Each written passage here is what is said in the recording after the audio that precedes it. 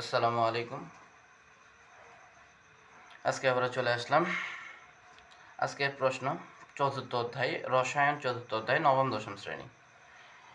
এই প্রশ্নটি অনেক গুরুত্বপূর্ণ। এটি পিরিয়ডিক টেবিল অর্থাৎ পর্যায় সারণীর একটি প্রশ্ন।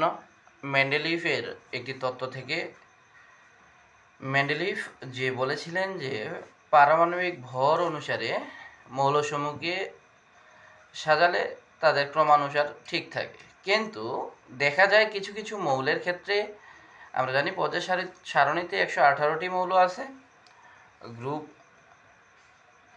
18টি, পর্যায় 7টি, কিন্তু পারমাণবিক ভর অনুযায়ী সাজালে কিছু মৌলের ধর্মের ব্যতিক্রম ঘটে যায়, অর্থাৎ ধর্মের বৈশিষ্ট্যের পার্থক্য হয়ে যায়, যার কারণে মেন্ডেলিফের সেই তত্ত্বটি পরবর্তীতে অকার্যকর হয়ে যায়। তো আমরা দেখি মৌলসমূহকে ক্রমবর্ধমান পারমাণবিক ভর অনুযায়ী সাজালে তবে তাদের ভৌত ও রাসায়নিক ধর্মাবলী পর্যায়ক্রমে আবর্তিত হয়। আমরা জানি, আমরা যদি প্রশ্নটা পড়ি, পারমাণবিক ভর পর্যায় সারণীর মূল ভিত্তি নয়, তা পটাশিয়াম ও আর্গনের আলোকে ব্যাখ্যা করো।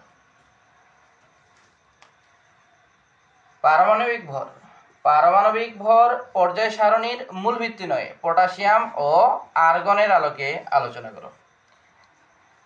আর্গন এবং পটাশিয়াম এর দিকে লক্ষ্য করলে আমরা দেখব পটাশিয়ামের পারমাণবিক ভর 39, আর্গনের পারমাণবিক ভর 40।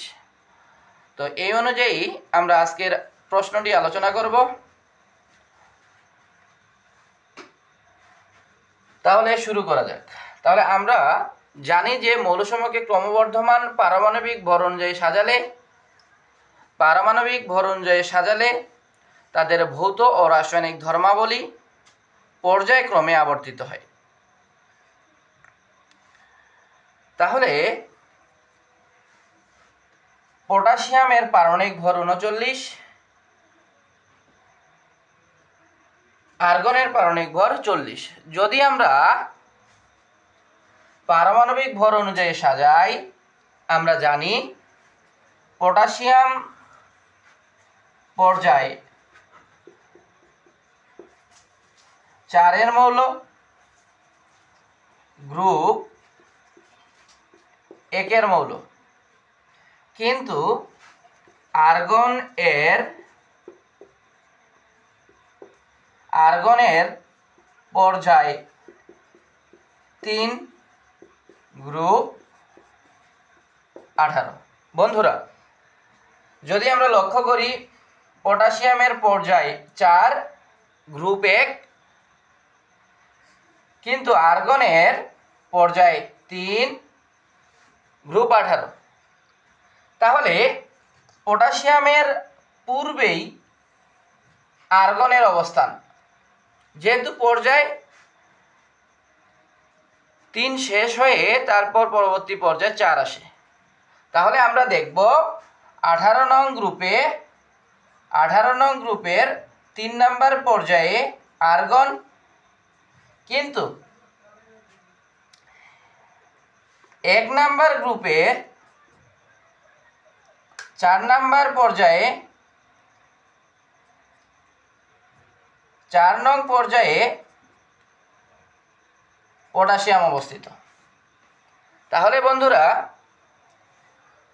যদি আমরা পারমাণবিক ভর অনুযায়ী সাজাই তাহলে আমাদের প্রশ্নের উত্তর ঠিক থাকে না। তাই আমাদেরকে জানতে হবে পটাশিয়াম এর পারমাণবিক ভর 39 হওয়া সত্ত্বেও যদি আমরা পটাশিয়ামকে আর্গনের স্থলে স্থান দেই, তাহলে পটাশিয়ামের ধর্ম ব্যাহত হয়। আমরা জানি একই ধর্মের মৌলসমূহকে একই বৈশিষ্ট্যের মৌলসমূহকে একই গ্রুপে স্থান দেওয়া হয়।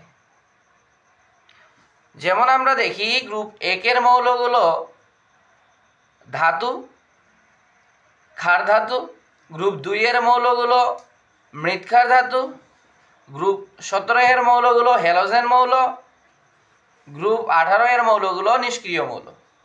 তাহলে আমরা বলতে পারি পটাশিয়ামের পারমাণবিক ভর অনুযায়ী পটাশিয়ামকে আর্গনের স্থলে দিলে পটাশিয়ামের ধর্মের বৈশিষ্ট্যের পার্থক্য ঘটে। অর্থাৎ পটাশিয়ামকে গ্রুপ 18তে অবস্থান দিলে পটাশিয়ামের ধর্ম হতো নিষ্ক্রিয়, কিন্তু পটাশিয়াম একটি ধাতু, যার কারণে তার ধর্মের ব্যাঘাত ঘটত। অপরদিকে পটাশিয়ামের স্থলে আর্গনের স্থান দিলে আর্গনের ধর্মের বৈশিষ্ট্যের পার্থক্য হতো। আর্গন একটি নিষ্ক্রিয় গ্যাস, কিন্তু গ্রুপ 1 এর মৌলগুলো হলো ক্ষার ধাতু। তাই পটাশিয়ামের স্থলে আর্গনের স্থান দিলে আর্গনের বৈশিষ্ট্য ব্যাহত হতো। তাই বৈশিষ্ট্য রক্ষার জন্য পারমাণবিক ভরের স্থলে পারমাণবিক সংখ্যা অনুযায়ী সাজালে আমাদের মৌলের ধর্মের বৈশিষ্ট্যের কোনো পার্থক্য হয় না। তাই আমরা বলতে পারি পারমাণবিক ভরের ভরক্রমে হিসাবে আমরা মৌলগুলোকে সাজাতে পারি না। তাই পারমাণবিক ভর পর্যায় সারণীর মূল ভিত্তি হতে পারে না। আজকের ভিডিও আমরা এখানেই শেষ করতেছি। আসসালামু আলাইকুম।